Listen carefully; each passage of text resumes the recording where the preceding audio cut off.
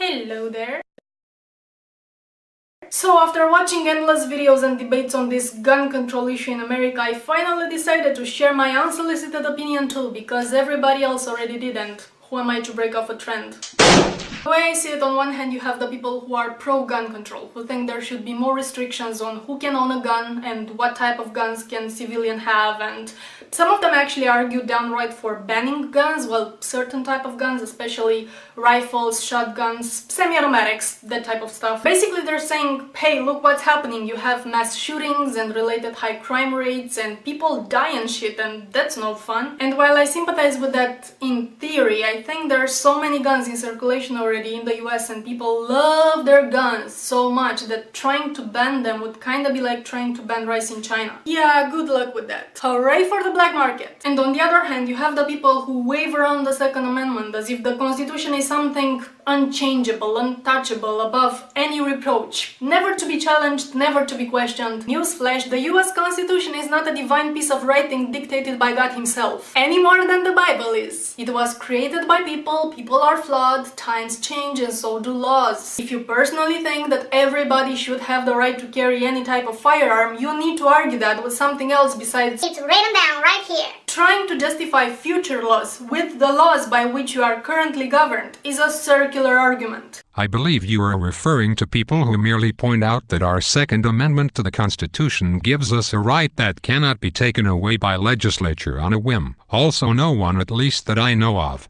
argues that the Constitution is an infallible document. They merely bring up that we do not have a right to own guns simply because there is no law against it yet, but that it is an actual right stated in the Constitution. It is a written right, as opposed to a right by the absence of a written law. And while the Constitution is an amendable document, it is a collection of founding principles in which this country was built on, and it should only be amended with great care and consideration. Why? Because it will affect future laws. I will not go into the details of the Constitution anymore. Integral Math has already made a video response to you on this. You can view his arguments, and you can always use Google to find out more about the Constitution and how it affects our laws and court rulings.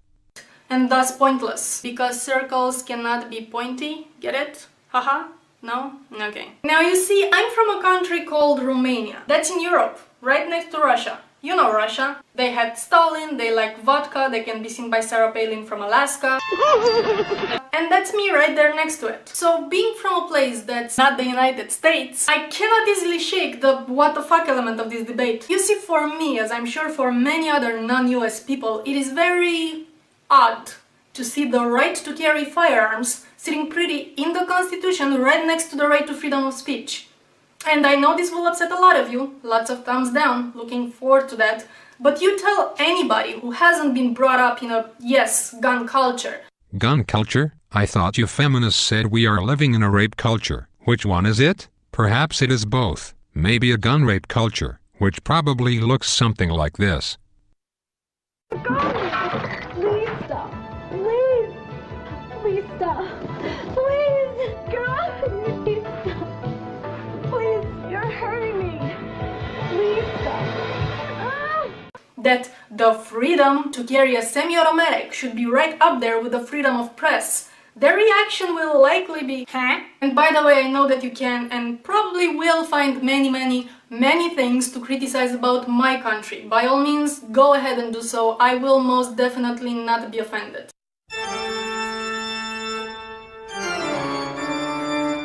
I am not a nationalist. I feel very little sense of identity or deep connection with a place where my mom and dad just happen to have sex and pop me out. I take no sense of pride in my nationality any more than I do in my skin color or gender or sexual orientation or anything else I was born with and basically had no choice over. Okay, so back to the gun debate. I do believe that the real problem is the glorified gun culture in the United States. You say glorified gun culture. I object to this. Guns have been on the liberal sheet list for more than 2 generations. Television only shows cops, military, and other government agents as being able to have a gun and be the good guy. Anytime a citizen has a gun on TV, they are crooks. Cops come into our schools to lecture children that guns are evil and only cops and military should have them. Many people in America object to gun ownership because they think guns are scary or mention how easy it is to have a fatal accident with a gun. They never stop to realize that they are more likely to die in a car crash than a gun accident or even gun homicide.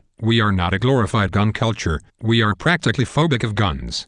It's this widespread perception that somehow guns equal safety. Why is this so hard to believe? Guns are powerful weapons that empower the person carrying it. That person, regardless of age, gender, or physical health, now has the power to kill anyone they point the gun at. This promotes their personal safety by giving them a chance to defend themselves. And that owning a gun is your fundamental right, just like your right to state your opinion. Because as long as you have an entire nation believe that, and being educated into thinking that, it is probably very true that gun control will not work. And that's the bad news. Another bad news is that it's immensely more difficult to change a mentality than it is to change a law. I don't have any good news for you today. Just one more thing, because there's one question that keeps on popping up from the people who are pro-gun control, and that's, what could civilians ever need semi-automatics for? And I'm going to assume you meant to say assault rifle, not semi-automatic. If you meant assault rifle, then I shall answer your question on why a citizen would want one, and what a citizen would use them for. Hunting, home defense, sport. Assault rifles such as the AR-15 are reasonably lightweight, portable, accurate, powerful weapons with low recoil, easy and fast reload, able to fire a variety of different rounds, and are suitable for multiple attachments and modifications. To put it simply, they're very comfortable, really excellent guns that fit a variety of functions such as hunting, home defense, military combat, competition shooting. Also, the volume of the shot using .223 is 155 decibels. While very loud, it is less likely to cause irreversible hearing loss than many shotguns, hunting rifles, and even handguns.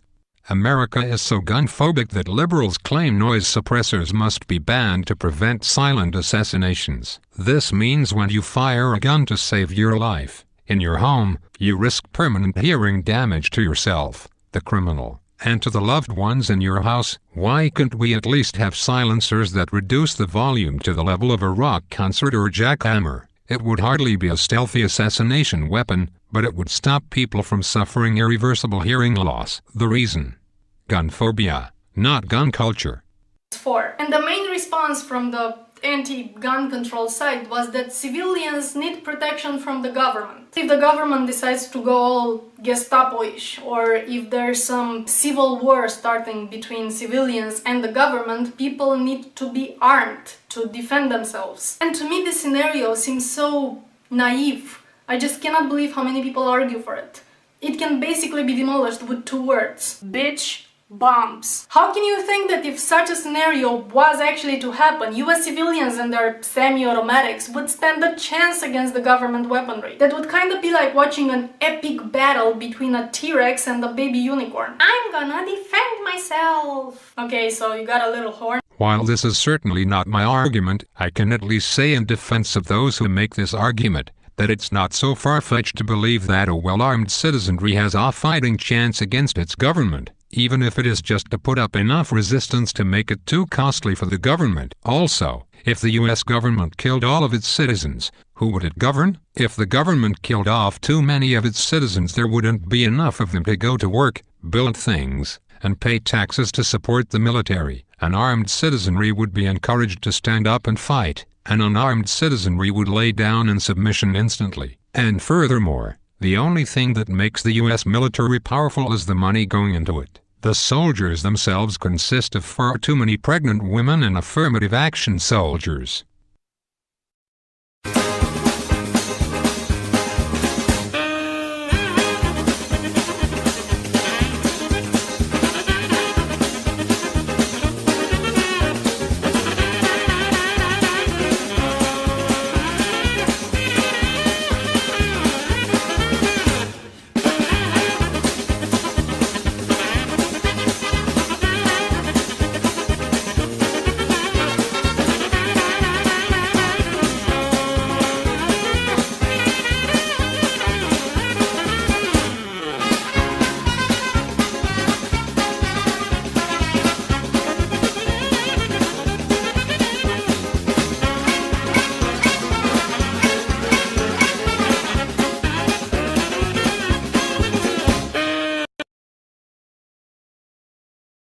So I learned an empathy belly is this belt you wear around yourself to make your belly bigger, so as a guy you can simulate what it's like to be pregnant.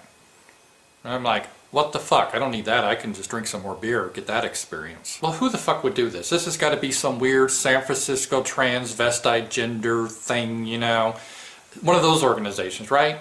No. It's the United States military is employing these devices. These devices are being given to like drill instructors and officers to wear when they exercise so they can be more empathetic to pregnant soldiers and their needs.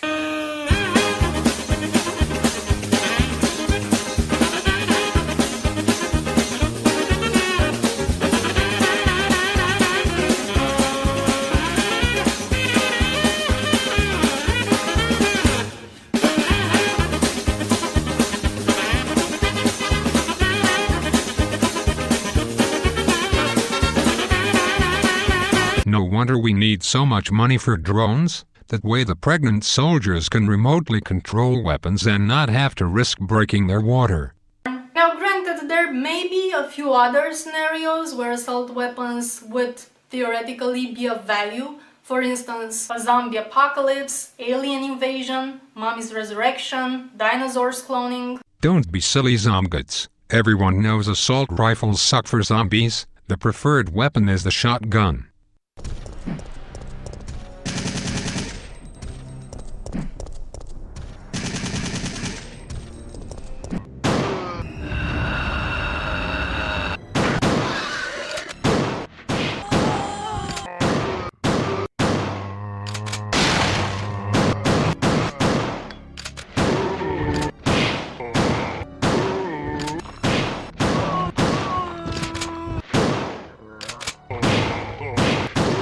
Basically, I can understand this argument coming from very zealous science fiction and horror fans. Or a more realistic case if you're a civilian who wants to shoot a lot of people dead. I mean, if your intention is to commit mass murder, then okay, that would be pretty hard to do with, say, a baseball bat or... Actually, to murder many people in a short amount of time, there is a weapon far better than an assault rifle. I'll give you a clue. They can be made easy and cheap with things found at a hardware store. Fertilizer was Timothy McVeigh's favorite ingredient. Give up. The answer is... bitch bombs. Or a kitchen knife or a pair of scissors. Or if you tried it with your handgun, having to shoot individually one moving target at a time. Assault rifles also fire one bullet at a time. You would probably end up in the pathetic Hall of Fame of wannabe mass shooters who couldn't. Embarrassing. So if that's your actual goal, then you may be a psychopath, but at least your argument makes sense. And that's what we officially call too soon. Fully automatic assault rifles are already banned, and issued only to military. For the love of God or Dawkins, don't tell me you think the assault weapons ban is the same thing as the well-established laws against fully automatic weapons, i.e. machine guns. While it is still possible to get a machine gun in some states, there is a lot of red tape and that is very expensive. Same with getting the parts and license to modify a semi-automatic assault rifle into a fully automatic. For all practical purposes, fully automatic weapons are already illegal. One thing I think is very interesting is that you feminists go around saying that you need more power and more laws to protect you from men, because every man is a potential rapist, and we're living in a rape culture. Well then, why is it that women in general, even feminists, have a problem with guns? A 120-pound woman becomes just as powerful as a 240-pound male the moment she pulls out a handgun. And if you support handguns, just realize after the assault weapons ban, it's the handguns that come next, then rifles, then shotguns. That is the agenda. Guns have significantly more stopping power than pepper spray, stun weapons, or a karate chop. I have seen numerous videos and speeches encouraging women to take up self-defense classes. This is stupid. The average woman will not kick ass like Buffy the Vampire Slayer no matter how much she trains. In most cases, just pulling out a gun will save your life. Bad guys only choose easy targets. So in a world where every man is a potential rapist according to feminists and you don't feel safe at conventions because of the threat of aggressive males, why in this world would you believe it is a good idea for women to be unarmed? Women want to be empowered. Well, what is more empowering than holding a gun knowing that there is no male in this world tougher than you at the moment? So keep on telling women to be unarmed, dress like sluts, and just tell rapists not to rape. I'm sure that will work out just lovely.